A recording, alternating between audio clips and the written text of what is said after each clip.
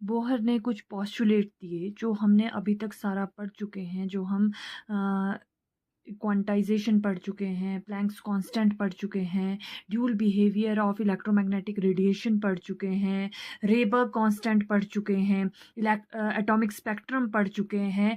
अब after that जो उसने कंक्लूड किया, जो उसने पोस्टुलेट्स निकाले हैं, वो कुछ इस तरह से हैं। आइए इसको बहुत ईजी वे में हम इसको एक एक करके समझते हैं, ठीक है। सबसे पहला पोस्टुलेट है स्टेशनरी ऑर्बिट। तो अगर आपको याद होगा, रदरफोर्ड ने क्या कहा था? रदरफोर्ड ने कहा था कि जो नेगेटिवली चार्ज इलेक्ट्रॉन्स हैं वो रिवॉल्व करते हैं around the nucleus at a very high speed in a circular path called orbit. जैसे प्लेनेट घूमते हैं उस तरह से इलेक्ट्रॉन भी न्यूक्लियस के चारों ओर बहुत स्पीड से घूमते हैं, ठीक है। लेकिन ये खारिज हो गई, ये पोस्टुलेट क्यों हुआ? क्योंकि क्यों क्यों कैंसिल हुआ ये? क्योंकि ये स्टेबिलिटी जो है वो नहीं बता पा रहा था, unable to explain the atomic stability. कैसे? कि कहते अगर ये सर्कुलर ऑर्बिट में कांस्टेंट स्पीड से घूम रहा है तो ये इलेक्ट्रॉन एक्सेलेरेट हो रहा है टुवर्ड द सेंटर, और कुछ टाइम के बाद सेंटर में ही चला जाएगा, ठीक है। क्योंकि आपको पता है, क्योंकि ये इलेक्ट्रॉन जो है जब घूम रहा है, एक्सेलेरेट हो रहा है, तो सेंट्रीपिटल एक्सेलेरेशन लग रही है, जिसकी वजह से पार्टिकल्स जो है इलेक्ट्रोमैग्नेटिक रेडिएशन एमिट करते हैं। जब एमिट करते हैं तो एनर्जी का लॉस होता है। जैसे जैसे एनर्जी लॉस होगी तो गोल गोल गोल गोल घूम के वो उसमें जो है आपके पास जो आपका इलेक्ट्रॉन है वो न्यूक्लियस के अंदर चला जाएगा, ठीक है। तो ये रदरफोर्ड वाला एटॉमिक ऑर्बिटल तो एक्सप्लेन, रदरफोर्ड तो इसको एक्सप्लेन कर नहीं कर पाया, लेकिन बोर ने इसको देखो बड़े अच्छे तरीके से इसको एक्सप्लेन किया, ठीक है। अब बोर ने क्या बोला? बोर ने बोला कि जो इलेक्ट्रॉन है, electron in hydrogen atom can move around the nucleus in a circular path. ठीक है, यहाँ तक तो सर्कुलर पाथ तक बिल्कुल ठीक है, बट यहाँ से कंसेप्ट थोड़ा चेंज हुआ। उसने कहा कि जो इलेक्ट्रॉन घूम रहा है उसका जो वो अपने फिक्स्ड रेडियस और एनर्जी में, फिक्स्ड एनर्जी, वहां पर जो एनर्जी है जहां जिस पाथ सर्कुलर पाथ में घूमता है वहां पर जो एनर्जी होती है वो फिक्स होती है, ठीक है। इसलिए इसको स्टेशनरी ऑर्बिट बोलते हैं। तो ये कंसेप्ट कहां से आया बोर को? ये आया क्वांटाइजेशन से। अब क्वांटाइजेशन कैसे पता चली उसको? उसको पता चली कि जब उसने लाइन स्पेक्ट्रम देखा तो उसने देखा कि जो एटम्स हैं वो कुछ स्पेसिफिक वेवलेंथ की लाइट ही एमिट कर रहे हैं, ठीक है। तो ये जो स्पेसिफिक डिस्क्रीट स्पेक्ट्रल लाइंस जो शो हो रही थी, तो उन्होंने बताया कि जो इलेक्ट्रॉन्स है can occupy only certain fixed energy level. तो क्वांटाइजेशन से हमारे को पता चला कि जो इलेक्ट्रॉन है वो ऑर्बिट, स्टेशनरी ऑर्बिट में घूमते हैं, ठीक है। अब हमारा दूसरा पोस्टुलेट है the energy of electron in the orbit does not change with time. कि जो एनर्जी है इलेक्ट्रॉन की जब वो ऑर्बिट में घूम रहा है तो वो अपने आप ऐसे ही चेंज नहीं होती है। तो इसको इसको समझते हैं। देखो, क्वेश्चन ये अराइज होता है कि इलेक्ट्रॉन की एनर्जी जो है वो कब चेंज होती है, ठीक है। देखो, अकॉर्डिंग टू बोर इलेक्ट्रॉन जो होता है हर टाइम एनर्जी लूज और गेन नहीं करता है। अब क्या होता है कि जो इलेक्ट्रॉन है, जब वो, ये हमारा इलेक्ट्रॉन है, ये लोअर एनर्जी है लेवल है, लोअर एनर्जी लेवल है, ठीक है। ये इलेक्ट्रॉन है। जब ये इलेक्ट्रॉन जो है आपके पास हायर एनर्जी लेवल की तरफ जाएगा, सपोज करो यहाँ पे, अब ये कब जाएगा? यहाँ पे ये भी हमारे पास जो यहाँ पे जा रहा है, ठीक है। अब ये कब जाएगा? जब ये आपके पास एनर्जी को एब्जॉर्ब करेगा, एनर्जी एब्जॉर्ब, ठीक है। और जब यही इलेक्ट्रॉन हायर एनर्जी लेवल से, ये हायर एनर्जी लेवल है, हायर एनर्जी लेवल, ठीक है। जब ये इलेक्ट्रॉन हायर एनर्जी लेवल से लोअर एनर्जी लेवल में वापस आएगा तो ये एमिट करता है एनर्जी को, ठीक है, रेडिएशन एमिट करता है, एमिट रेडिएशन। और क्या करता है? लॉस करता है एनर्जी का, यहाँ पर क्या होता है, एनर्जी का लॉस होता है। ठीक है, तो ये कंसेप्ट है कि हर टाइम ही वो जो है अपनी एनर्जी को चेंज नहीं करता है इलेक्ट्रॉन। तो क्या है कि the energy of electron in the orbit does not change with time. बस वो तभी करेगा जब जैसे ही उसको एनर्जी मिली वो हायर एनर्जी लेवल में चला जाएगा, और जब उसकी एनर्जी जब वहाँ पे घड़ी रहता है, फिर उसके बाद जब उसको अनस्टेबिलिटी लगती है, स्टेबल होने के लिए वापस से लोअर एनर्जी लेवल में आता है, तो वो एमिट करता है रेडिएशन और लॉस करता है वो एनर्जी। तो ये जो सारा कंसेप्ट है ये कहाँ से उसको पता चला था, जब उसने हाइड्रोजन का जो स्पेक्ट्रम है वो पढ़ा था। ठीक है, तो अब देखिए एक और कंसेप्ट है एनर्जी में कि the energy change does not take place in continuous manner कि जो एनर्जी जब मान लो उसको एब्जॉर्व करनी है या उसको लोअर एनर्जी लेवल से हायर एनर्जी लेवल की तरफ जाना है, तो जो वो एनर्जी ले रहा है, एब्जॉर्व कर रहा है, वो कॉन्टिन्यूअस नहीं होता है। जैसे मान लीजिए कॉन्टिन्यूअस का मतलब है कि पहले उसने 100 जूल की एनर्जी ली और उसके बाद कॉन्टिन्यूअसली 101 जूल की एनर्जी, फिर उसके बाद कॉन्टिन्यूअसली 102 जूल की एनर्जी कॉन्टिन्यूअस मैनर में, लेकिन ये रॉन्ग है। ठीक है, तो क्या करता है वो मान लीजिए उसको यहाँ पर वो इस लेवल में लोअर एनर्जी लेवल में वो 100 जूल है, लेकिन वो जो है हायर एनर्जी लेवल में तभी जाएगा जो यहाँ पर मान लो इसकी फिक्स्ड एनर्जी है। मान लो यहाँ पे 150 जूल इसकी फिक्स्ड एनर्जी है, तो जब इलेक्ट्रॉन 150 जूल की एनर्जी एब्जॉर्व कर लेगा तभी वो जंप करके जो है लोअर एनर्जी लेवल से हायर एनर्जी लेवल की तरफ जाएगा। तो ये है इसका मतलब कि कॉन्टिन्यूअस मैनर। ये मत समझना कि पहले यहाँ 101 थी, अब यहाँ से 100 थी, 101 में यहाँ चला जाएगा, नहीं, ऐसा नहीं होगा। ये यहाँ पर जब इसकी क्वांटाइज्ड, ये है वो क्वांटाइज्ड इसका मतलब। बोर पॉस्टुलेट का सबसे इंपॉर्टेंट पॉस्टुलेट है क्वांटाइज्ड एंगुलर मोमेंटम, कि एंगुलर जो मोमेंटम है वो इलेक्ट्रॉन के लिए क्वांटाइज्ड है। तो बोहर ने कहा the angular momentum of an electron is quantized and is given by, उसने वो एक वैल्यू दे दी mvrnh/2π। चलो अब इसको आसान तरीके से समझते हैं, एक एक स्टेप को समझेंगे। तो सबसे पहले पहले तो हमें ये पता होना चाहिए कि एंगुलर मोमेंटम क्या होता है। कि जब कोई इलेक्ट्रॉन या कोई भी ऑब्जेक्ट है जब वो सर्कल में जो रिवॉल्व कर रहा होता है, तो जो उसका मोमेंटम होता है that is the angular momentum. ठीक है, मतलब कि घूमते हुए ऑब्जेक्ट का मोमेंटम।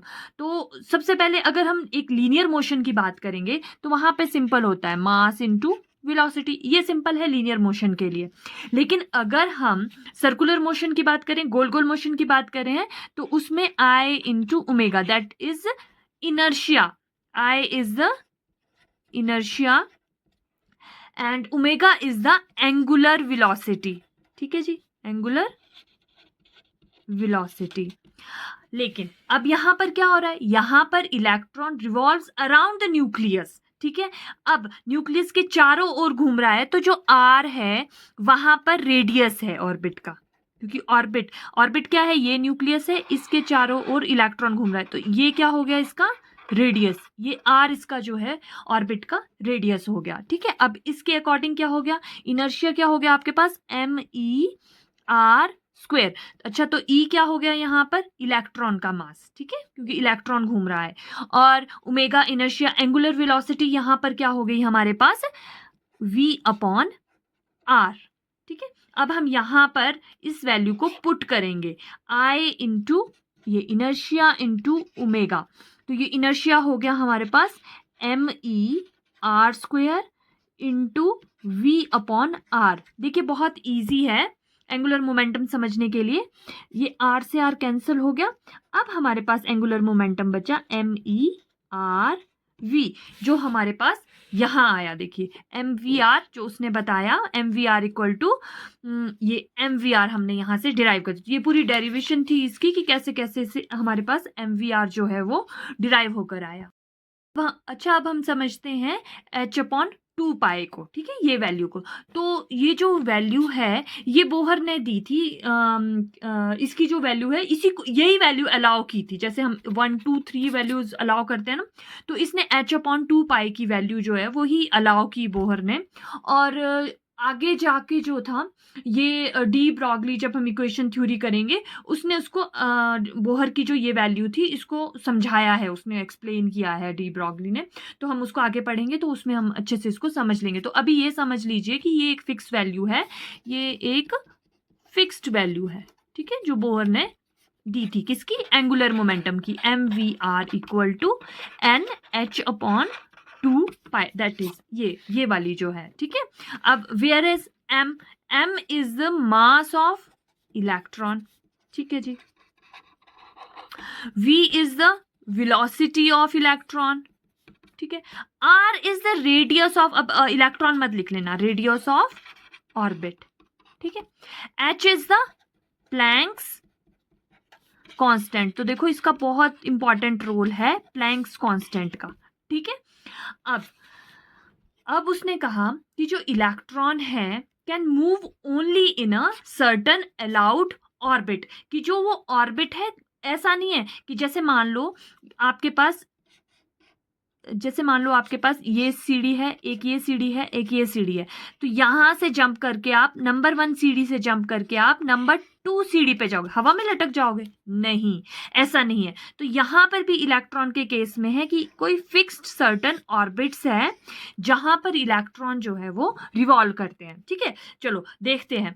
तो हमने क्या कहा कि क्वांटाइज्ड है इसका एंगुलर मोमेंटम। अब देखो इसको कैसे समझेंगे, मान लीजिए हम n1 पे है, एनर्जी लेवल n1 पे है, तो एंगुलर मोमेंटम क्या हो जाएगा, mvr इक्वल टू, n की जगह हम क्या लिखेंगे, 1 h अपॉन 2 पाई, ठीक है, तो h अपॉन 2 पाई लिखेंगे। सेकेंड लेवल के लिए क्या आ जाएगा, mvr equal to 2h upon 2 pi. अब समझ आया, ठीक है। थर्ड वाले लेवल के लिए एंगुलर मोमेंटम फिक्स्ड है, 3h अपॉन 2 पाई। तो ये इस तरह से, ठीक है, बहुत इजी एक्सप्लेनेशन है एंगुलर मोमेंटम की। अच्छा लगा तो लाइक कर देना। नाउ द बोहर का फ्रीक्वेंसी रूल, चौथा रूल है बोहर का फ्रीक्वेंसी रूल। अभी इस फ्रीक्वेंसी रूल को भी समझ लेते हैं, ठीक है।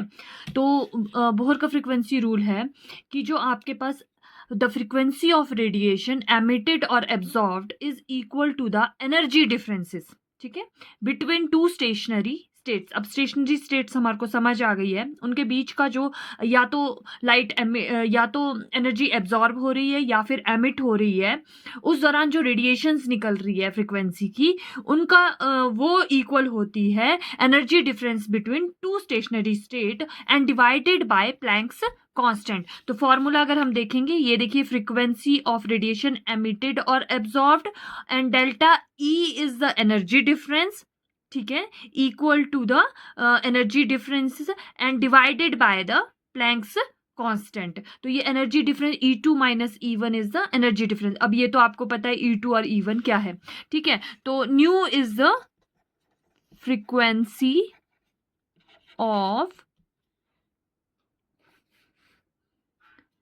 emitted और absorbed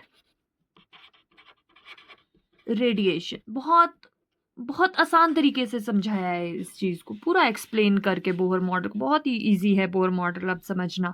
आप मेरी पिछली वीडियो देखो, उसमें आपको जो इसका ड्यूल बिहेवियर है, प्लैंक्स कांस्टेंट मैंने समझाया है, हाइड्रोजन की स्पेक्ट्रल लाइन समझाई है, वो सारा कॉन्क्लूड करके ये बोहर के मॉडल दिए। अब जैसे फ्रीक्वेंसी वाला है, लोअर एनर्जी से हायर एनर्जी में जाएगा, आप मेरी पिछली वीडियो देखेंगे तो आपको आसानी से समझ आ जाएगा, ठीक है। तो डेल्टा ई क्या हो गया अब आपके पास, एनर्जी डिफरेंस।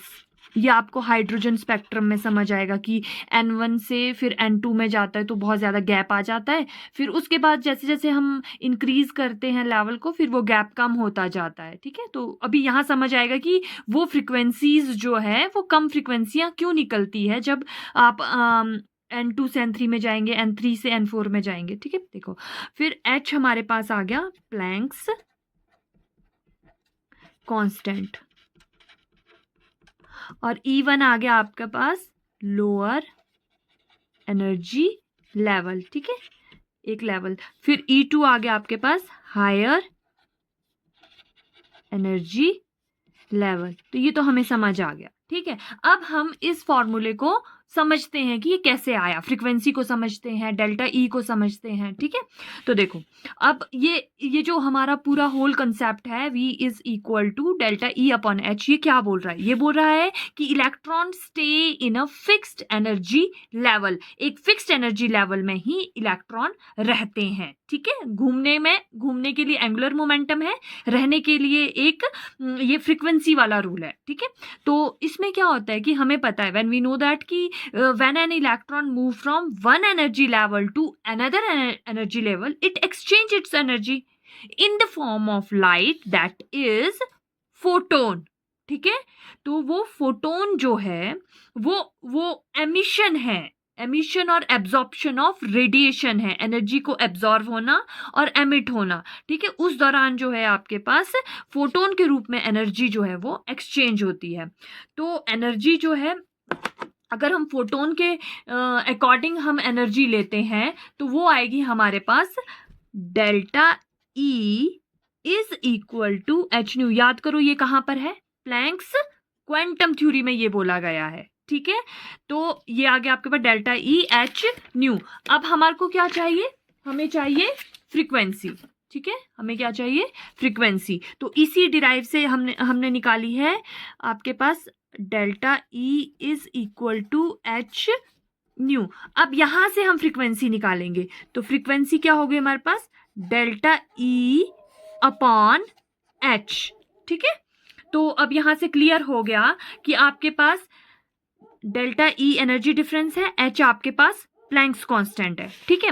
तो डेल्टा ई क्या है हमारे पास? देखो जब इलेक्ट्रॉन E1 से E2 के लिए जा रहा है, लोअर से हायर एनर्जी के लिए जा रहा है, तो इलेक्ट्रॉन जो है एब्जॉर्ब करता है एनर्जी, ठीक है। और वापस जब E2 से E1 के लिए आता है तो इलेक्ट्रॉन एमिट करता है एनर्जी, ठीक है जी। अब इन दोनों के बीच का गैप, E1 से जब E2 जा रहा है या E2 से E1 के बीच का जो गैप होता है, that is energy difference, that is delta E. और अगर आप यहां पर देखेंगे nu is equal to delta E, इसका क्या मतलब होता है? इसका मतलब होता है कि frequency is directly proportional to energy differences. कहने का मतलब है, very important point, larger energy gap, जितना ज्यादा एनर्जी का गैप होगा, higher the frequency, higher frequency nu, और smaller energy gap, lower frequency nu।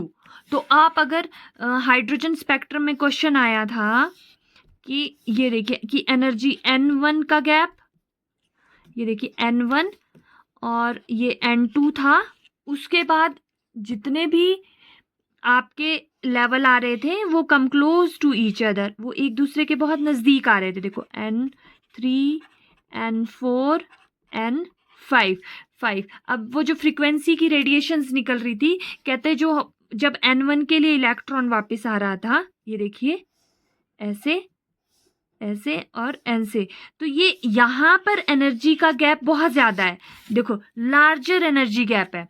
तो यहाँ पर फ्रीक्वेंसी कैसे निकल रही है? बहुत ही हायर फ्रीक्वेंसी निकल रही है। कहाँ से पता चला?